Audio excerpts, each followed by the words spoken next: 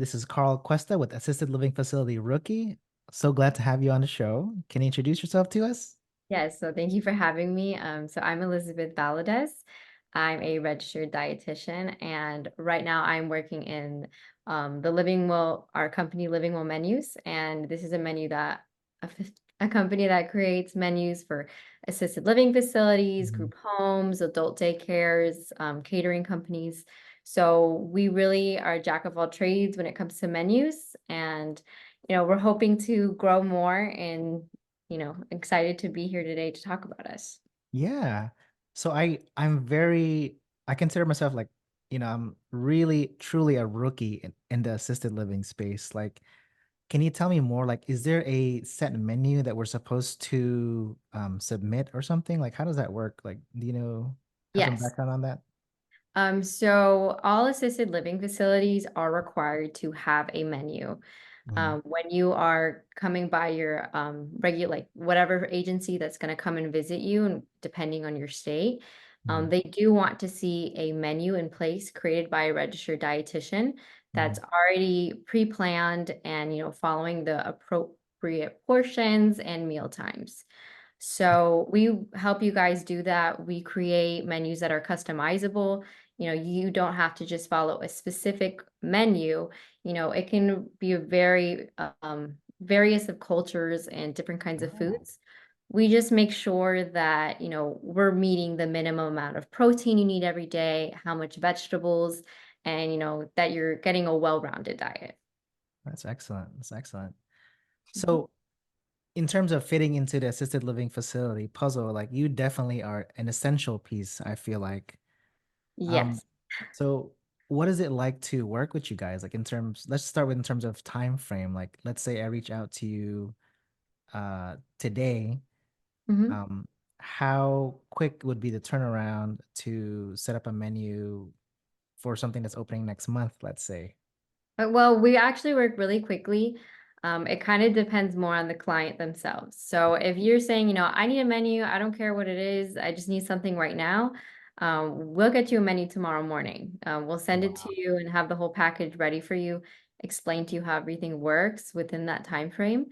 But if you're a little bit more, particular, you want a certain kind of diet for your clients, you want to be very hands-on with your menu. If you want to make changes, that all depends on you. If you give us your changes, how much you want on Monday, you want Tuesday every day chicken, and you have to, mingle with the menu a lot. We have to wait on you.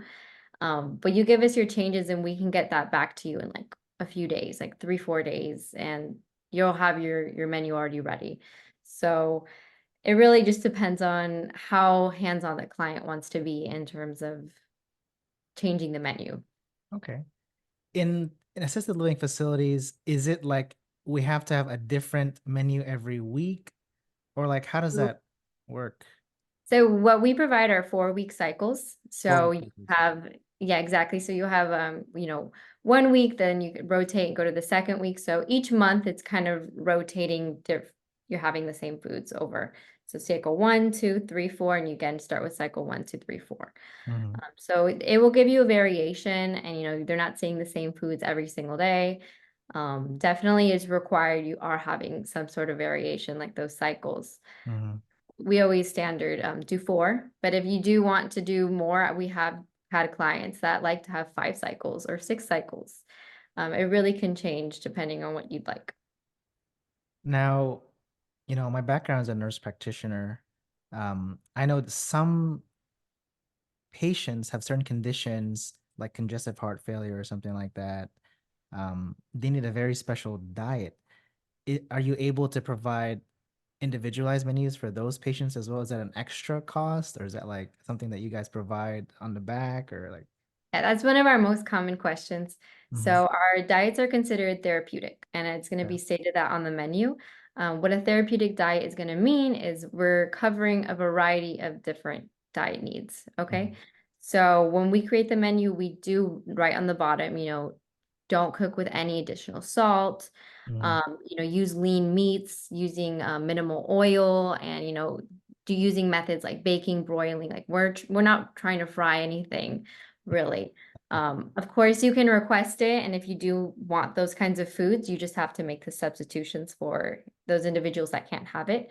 Mhm, But generally, the diet we give you is going to cover anybody who would need to be on a heart healthy diet, mhm, like a CHF, no sodium diet. And it even covers diabetics as well, because we pre-plan the amount of carbohydrates. Everybody gets the same thing. mhm. Okay, so you don't have a diabetic client that sees, their friend Susan across the hall and she gets to eat all this other stuff and then they feel bad. Everyone's eating the same thing with the small caveat that with our diabetics, we do have a note for desserts. We put a sugar-free option there instead. But even with that, we have noticed very often that they don't even use sometimes need the sugar-free options. We always have it there, of course, but a lot of the times just being on a schedule Mhm. and being on that schedule, eating the proper portions, they can fit in some of these, more sugary options and their glucose isn't going crazy. Just because being on that schedule and having the pre-portions, you're having 1 cup of rice. We're not putting 3 cups of rice and something else that really controls their blood sugars as well. That's excellent. Yeah, I feel like that's one of my worries. I was like, oh man, if I get this person this one thing, the neighbor is gonna be like, hey, I don't like my delicious cake. Do you want it? Like, oh my gosh. Yeah, and in those cases when someone, really doesn't want to follow a diet, we also can give you a form. And, I recommend a lot of facilities do this, that, the resident has the right to refuse. They have every right to do whatever they want. So having them sign something, saying, this is what's recommended for me, but I don't want it, you can have them sign something if they're demanding, I want the cake. Like I don't want a sugar-free something. I want that. Mhm. They have that option. The one type of diet though that is a little bit more difficult would be a renal diet, I would say. Yes, yes. Yes, so that one we often try to just give like a renal guideline sheet and recommend you to make substitutions as you go. If you do need a specific renal diet, the resident's family is requesting it, they really want it, we can do that. It will be Mhm. an additional cost because it is a little bit more hands-on creating a menu for Yeah, that. yeah, I'm sure. Um, but even then, again, too, sometimes we try to talk to the doctor about it because just them having the portions, even if they're getting potatoes, they're only gonna get like half a cup of potatoes as a serving. It's such a small amount. And again, they're eating on a really great routine. So when they're eating like this, still their potassium's not going crazy high just because they're on that kind of scheduled diet. Oh, that's really good. That's really good. Yeah, so that's with assisted living facilities. Now, you did mention something earlier that you do work with other types of agencies as well. Like, Yes, so we work with group homes. So any group homes that are like accredited or they have licensing, they are required to also have a dietitian. Mhm, Some group homes don't. It depends on the regulation of the states and if they're mhm, licensed or not. We work with adult daycares, mhm. and we follow like the USDA's program of so they can get that reimbursement. We know how to do that so they can make sure everything's in order, and then caterers too. Mhm. That's excellent. That's excellent. I was thinking about a group home before, um, but this assisted living facility just seemed much more like structured and like more systematized. So we went with this route. So. Yeah, they both have like their pros and cons, and it's Mhm, just like whatever fits best for you. And mhm. we work with both, and they're very similar in That's terms of excellent. the menus at least. That's excellent. In terms of challenges, like, is there a common challenge that always pops up? And then is there a solution for that? Or are you still looking for one? Maybe we can help you. Maybe our viewers can help you. Honestly, the biggest problem we have is how I was talking to you about, residents declining things, refusing things. Really, our biggest solution is, we try as much as we can. We'll change the menu every year. That's how our renewal process works. So we do Mhm, it once a year, and when it's come for your renewal date, we'll message you 1 month prior, and we'll say, hey, do you want to renew with us?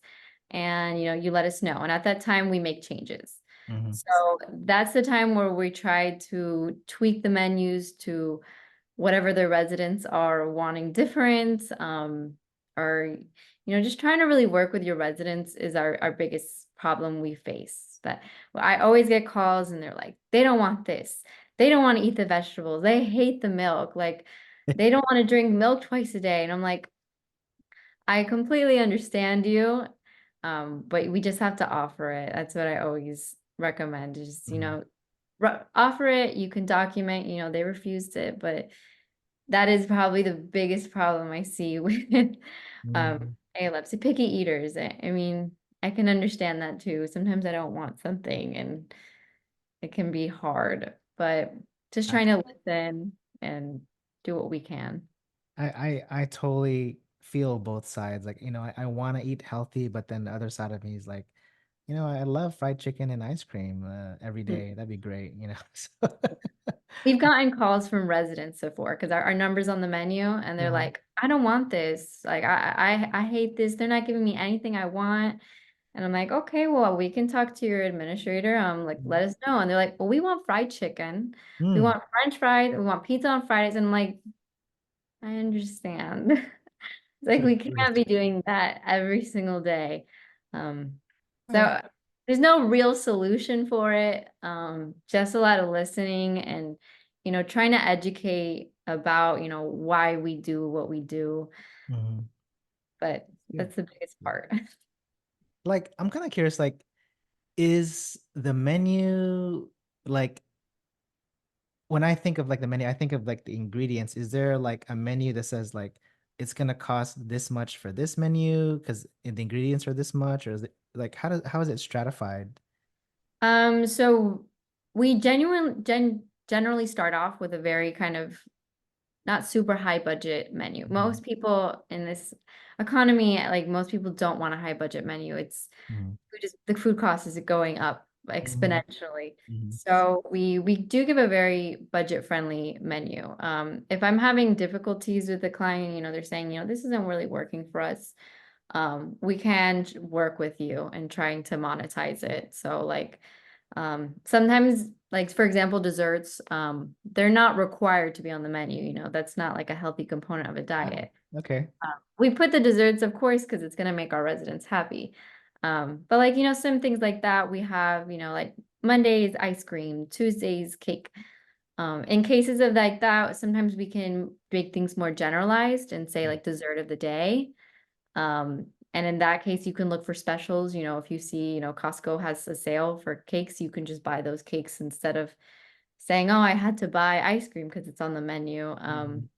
We do try to work with you depending on what you'd like. We do also have really, really high-end menus too, where someone's serving chicken cordon bleu, and those kinds of things.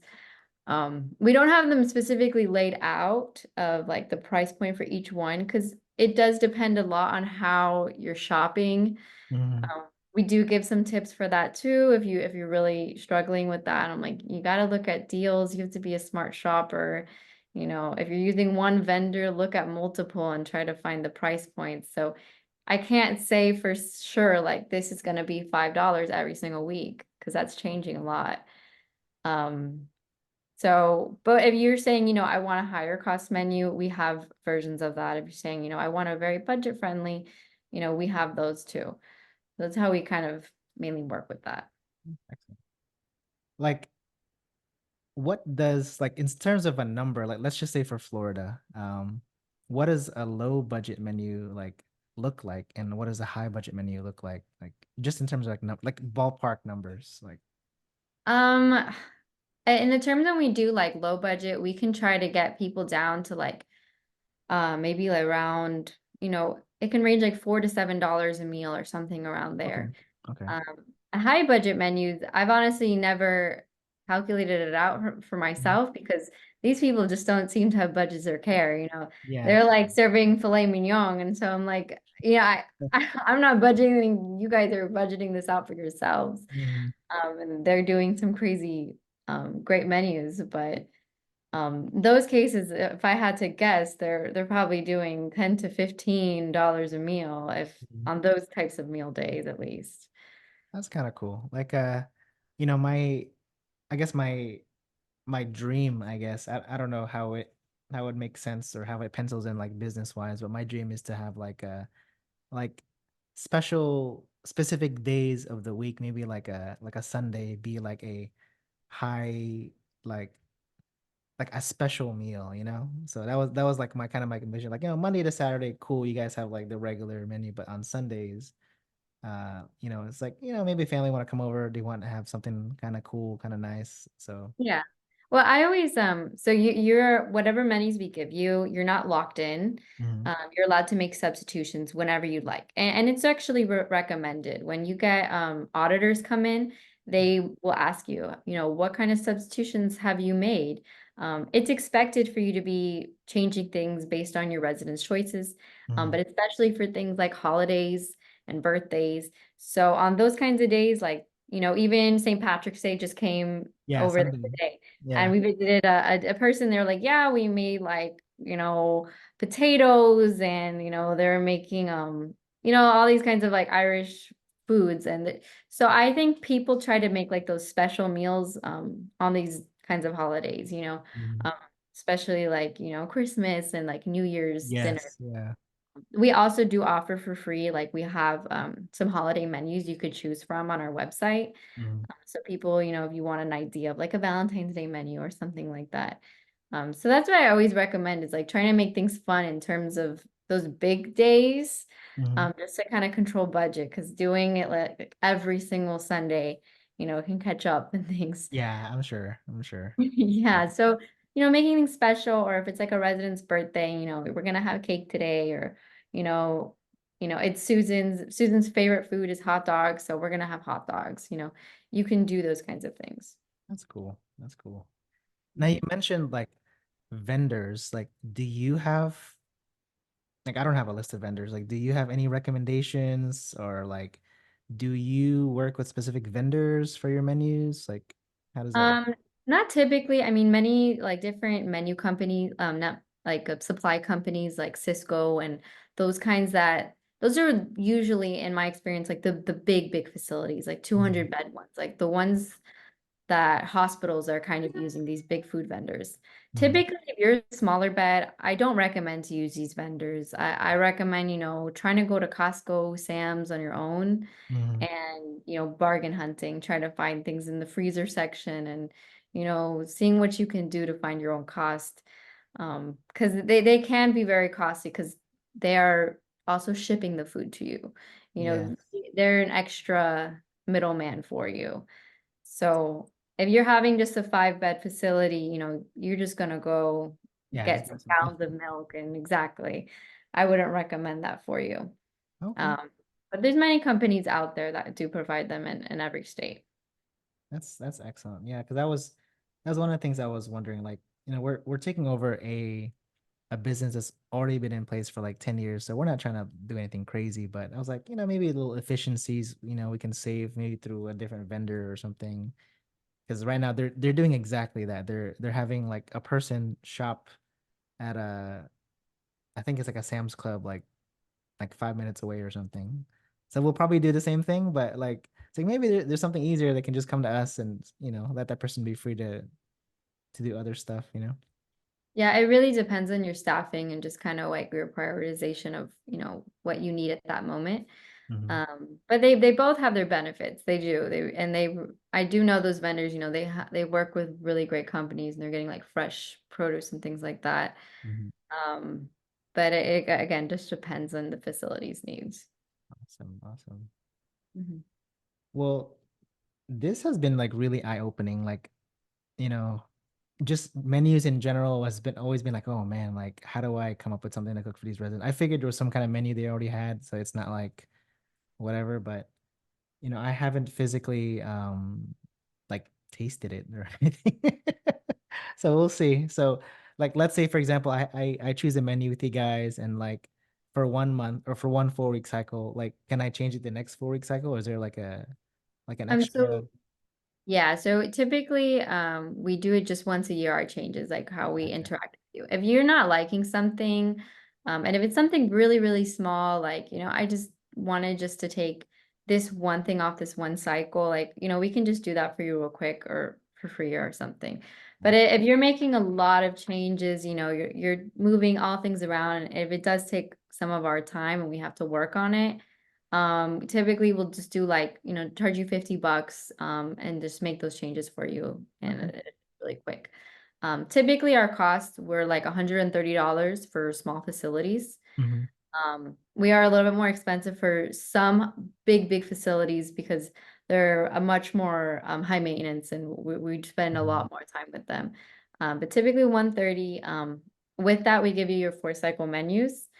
We give you an alternate menu as well. So, you know, if you do need to make substitutions, this has some like pre-portioned kinds of items you could choose from. We give a puree menu just in case you ever have Oh yeah, any, that's true.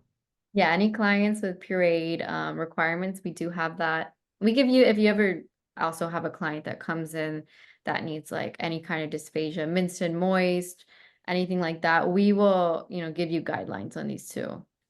And then we also give you a disaster supply list. So we always ask for your capacity of your home. And then with that, we calculate how much supplies you need based on the number of residents you'll have, and then a disaster menu, which works with those supplies in case of, you know, disaster happening like a hurricane. So 3 days you're good for those days. That's good. Mhm. That's really, yeah, I never thought about that. That's great. Like the puree, the dysphagia, and the disaster supply. Because man, we're like sometimes here we like flood. You know, sometimes here. Hopefully, there's no hurricane. The area that we're purchasing never had one, but Okay.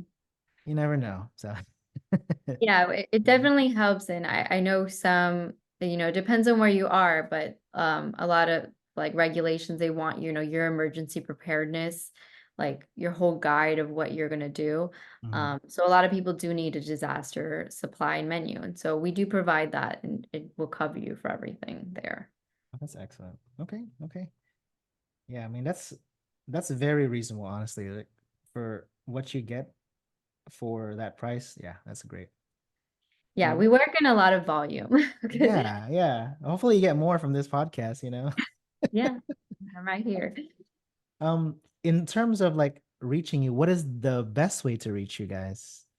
Best way to reach us is either emailing us.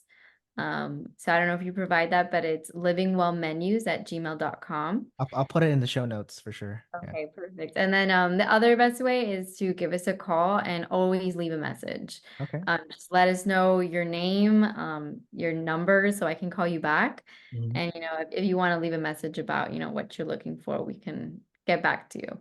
Um, so my number, just in case, it's 346 Six. 531 2266. All right. Get ready for like 1,000 spam calls. Just kidding. Yeah, I do get those all the time already. But great. I'll definitely put that your number and your email in the show notes. Do you have like any social media handles like Facebook, Instagram, like I LinkedIn? do have Facebook, not really other social medias. I do have a website as well. Okay. Our website, you know, you can always get, you know, the menus for free, the holiday kinds of menus. We Mhm. have posters from, you know, like hand washing posters, different like health Excellent. department kinds of things you can print out for your kitchen. And we have like a sanitation checklist, some other like nice little resources for you. We do offer safe food handling training, but only in Florida right now. So hopefully in the future we'll get to more states. But if you're in Florida and you need like a nutrition safe food handling course, it's there. Mhm. We also do have videos that is for the training, which you are free to watch. And I explain how to make changes on the menu, how to do different procedures in your kitchen and things. But you do need your safe food handler certificate if you're not getting it with us, I need to just get so that. everybody knows. So Yeah, so someone needs to get that if we don't have one already.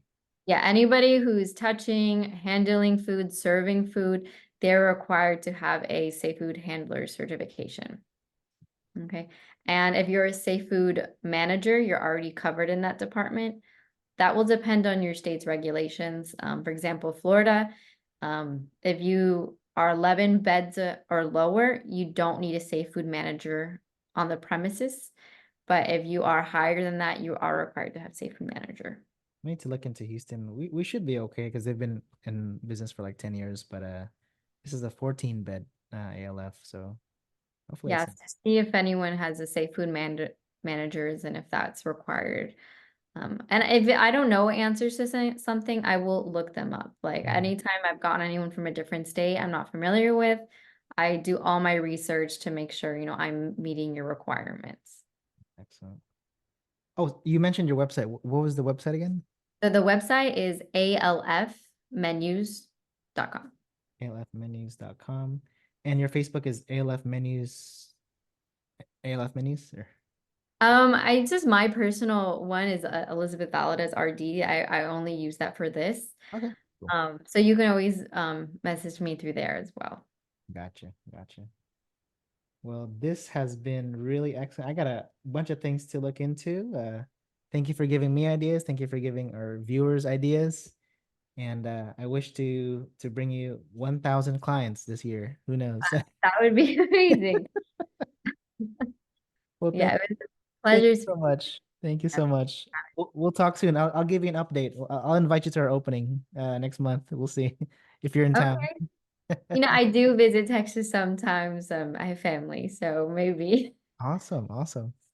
All Well, right. thank Well, you so much for your time. I appreciate you. of And course. have a great day. You too. Bye. Nice meeting you. Bye.